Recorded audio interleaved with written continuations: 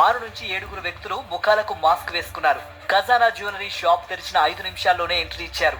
ఒకరి తర్వాత ఒకరు షాప్ లోకి వస్తుంటే కస్టమర్లని అనుకున్నారు షాప్ సిబ్బంది. లోపలికి వచ్చాక గన్ చూపించడంతో సిబ్బంది ఒక్కసారిగా షాక్ కి గురయ్యారు. ఖజానా జ్యువెలరీ దుకాణంలో దుండగులు దోపిడీకి పాల్పడ్డారు.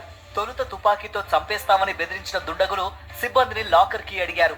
అక్కడున్న స్టాఫ్ కి ఇవ్వకపోవడంతో డిప్యూటీ మేనేజర్ పై కాల్పులు జరిపారు. బంగారు ఆభరణాలకు సంబంధించిన స్టాల్స్ విరగొట్టి సిబ్బందిపై దాడి చేశారు. ఏం జరుగుతుందో తెలియక నగర దుకాణ సిబ్బంది భయపడిపోయారు.